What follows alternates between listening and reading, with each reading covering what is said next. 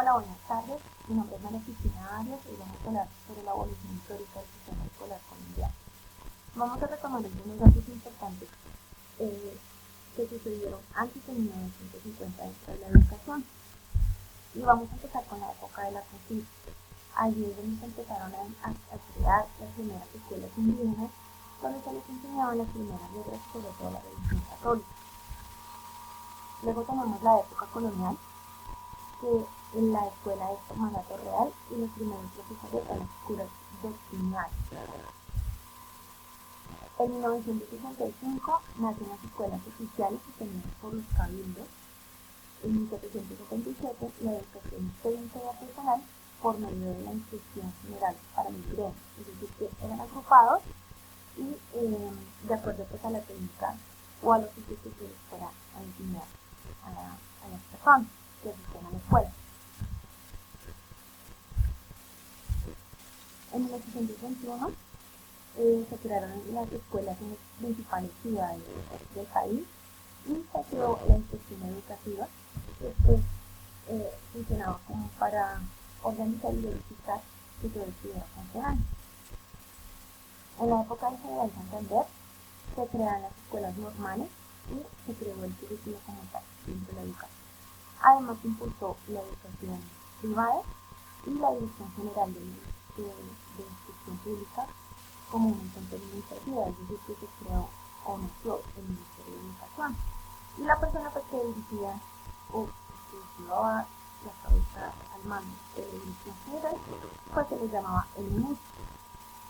En 1944 se harán los primeros colegios privados y se hace una de las reformas al sistema educativo que ya existe dentro de la educación. En 1886 se introduce la gratuidad en la educación pública y la educación se empieza a dividir por niveles, que es el nivel primario, el nivel secundario y el nivel profesional. En 1888 aparece la ley 33 de febrero de este año, donde se establece que la educación religiosa debe ser obligatoria en todos los niveles educativos. Y en 1950 aparece la entidad gubernamental que se llama el ICEP. Ya teniendo algunos de estos datos relevantes dentro de la educación, entonces vamos a hablar de 1950 a nuestra época, las características de educación más importantes. Entonces, en 1957 apareció el primer plan quinquenal de planificación de educación y la estructuración del sistema educativo. En 1960 la meta del Estado era pues como terminar con el analfabetismo y decidió más recursos para la construcción de aulas y la capacitación de docentes para que la educación sea de calidad. Entre 1951 y 1964 lo que otra de las metas que buscaba el Estado era que los niños que estaban matriculados fueran mayor en la educación primaria y que pues el nivel de ausentismo pues bajara considerablemente para poder tener resultados. En 1970 aparecieron los institutos de educación vocacional y las humanísticas y buscaban los institutos que hoy día conocemos como conocimiento. En 1964 se encuentra el plan de las 4 estrategias, donde se extiende la educación básica hasta noveno grado. En 1980 empezaron a tener mucha importancia las instituciones privadas, sobre todo a nivel técnico y a nivel tecnológico. Entre 1962 al 1976 se implementó un plan de desarrollo que se llamaba Cambio de Velocidad, que lo que permitía era que toda la educación llegara a las zonas más apartadas del país, permitiendo un mejor desarrollo cultural, recreación, deporte de los estudiantes y así mismo buscar una eficiencia en el uso de los recursos financieros para este tipo de educación. Y en 1994 pues, se establece la Ley General de Educación, que es la que nos está recibiendo en este momento. Cuando hablamos de conceptos de estructura del sistema educativo, vamos a decir que es el sistema educativo. Entonces decimos que es un proceso que debe ser de formación permanente a nivel personal, cultural y social, que se fundamenta en una concepción integral de la persona humana, de su dignidad, de sus derechos y además de sus derechos. Y la estructura de nuestro sistema se encuentra dividido en dos tipos, en la educación formal y en la educación informal. Algunas de las características que nosotros podemos identificar dentro de la educación formal es que tiene una secuencia regular de periodos lectivos. Además, este tipo de educación se debe impartir dentro de las instituciones oficiales y las instituciones privadas y deben ser vigiladas e inspeccionadas por el Estado o por el regulador. Y además, este tipo de educación formal es la única que está autorizada para entregar títulos y grados académicos a nivel de educación preescolar, de educación básica hasta noveno grado, educación media vocacional grado 10 y 11 y después de educación superior. Dentro de la educación no formal, entonces tenemos que una de sus características es que es un complemento de la educación formal, que no necesariamente debe seguir una secuencia de periodos y que aparte de esto, este tipo de educación no puede otorgar ni grados ni titulación. Algunas de las características que encontramos en la educación preescolar es que busca desarrollar los aspectos sensoriales, cognitivos, socioafectivos del niño a través de la creatividad, la autonomía y la comunicación. Es decir, son diferentes habilidades que se deben desarrollar dentro de este nivel educativo de los estudiantes. Tenemos una educación básica, primaria y secundaria que va hasta noveno grado y lo que se pretende es reconocer las potencialidades físicas, intelectuales y emocionales para desarrollar ciertas capacidades de solucionar con decisión y ciertos los problemas que se les puedan presentar en su entorno. Generar conocimientos, habilidades, destrezas a través de las distintas experiencias educativas que contribuyan a su formación tanto personal como cívico, cultural, científico, tecnológico, ético y religioso. Tenemos la educación media vocacional, que lo que se pretende es generar conocimientos, habilidades básicas para prepararlos para los estudios profesionales, atentar en el desarrollo a nivel personal, social, cultural, que se adquirió en la educación básica, y promover un comportamiento responsable, honrado, eficiente y creativo en su entorno. Es decir, lo que se está buscando es preparar al estudiante para que salga a una vida laboral y pueda ser más, pueda aportar más cosas a su vida, a su entorno.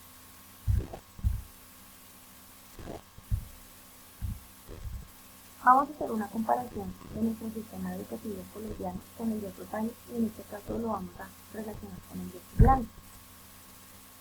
En Colombia la educación es gratuita, pero existe desigualdad en el acceso al aprendizaje, porque la educación como tal es gratuita, pero ellos tienen que adquirir ciertos recursos que no son gratuitos, que les deben tener un costo. Aparte de esto, los desplazamientos y la alimentación la deben asumir los estudiantes, los padres y familias. Entonces, por eso hay una desigualdad en el acceso. La enseñanza es obligatoria, comienza a partir de los 5 años y el sistema educativo se divide en 4 etapas. Entonces, la primera es la atención integral para la primera infancia, ahí sí. La segunda es la educación básica, que va hasta noveno grado, de primero a noveno grado, y la educación media vocacional, que son los grados 10 y 11, y ya la educación profesional. En Finlandia, la educación es totalmente gratuita, incluyendo el transporte y la alimentación. Todos tienen acceso a ello sin importar la etnia, el sexo, la edad o la lengua materna que estén hablando. Allá en Finlandia tienen 2 idiomas oficiales, que es el sueco y es el finés. Y además tienen otro idioma que se llama saame, que es hablado en las áreas de la comida y son generalmente por los gitanos, ese tipo de personas que habitan en este país, en este tipo de lengua. Allí la educación en Finlandia es obligatoria a partir de los 7 años, aunque existen centros, lugares como casas, donde pueden ser atendidos a partir de su nacimiento hasta los 6 años, pero que hay personas que tienen un grado profesional, un grado pedagógico, para poder atender estos lugares y brindar una adecuada atención a los niños que va a gestionar este lugar. Y el sistema educativo allí se encuentra dividido en las etapas de preescolar, en básica, en secundaria superior y en educación superior. Además, en Colombia, para que los estudiantes puedan acceder a la educación superior, ellos deben recibir el título de bachiller y aprobar un examen que es direccionado por el ICE. Y cuando hablamos de estudiantes con discapacidad o estudiantes con necesidades educativas especiales o excepcionales, entonces se asignan unos recursos adicionales para las instituciones para que puedan prestar ese tipo de servicios. Pero pues realmente es muy poca la asistencia o la inclusión de este tipo de estudiantes a la educación regular.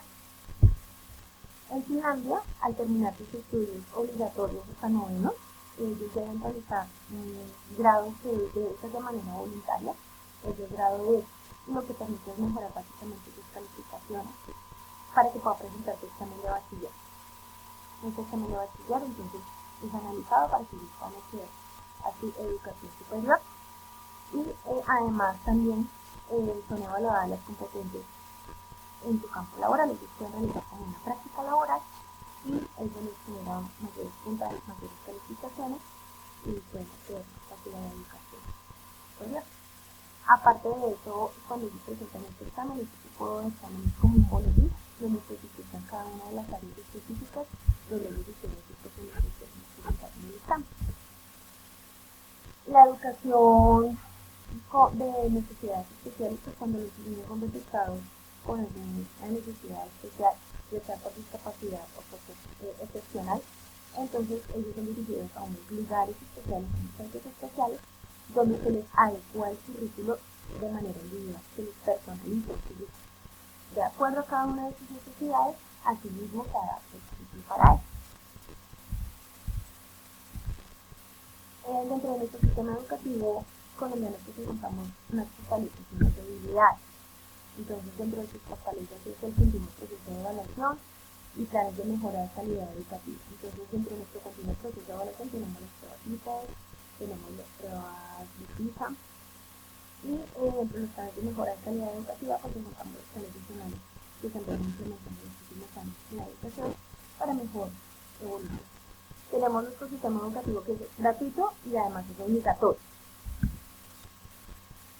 Dentro de las debilidades, pues falta de cobertura educativa y asignación de recursos, porque aunque es gratuito, no es obligatorio, pues los recursos no son suficientes para que lleguen a todas las áreas de nuestro país.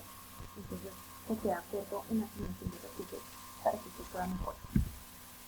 O sea, hay desigualdades en el acceso a la educación, pues porque aunque es gratuita, hay muchos niños que por sus bajas condiciones económicas, pues ellos no pueden acceder con sus desplazamientos, viven en zonas muy alejadas, entonces sus desplazamientos son bastante complicados.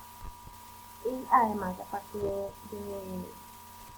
criterios y comunidades en algunos lugares, ya están implementados en algunas zonas del país, pero falta muchísima más cobertura.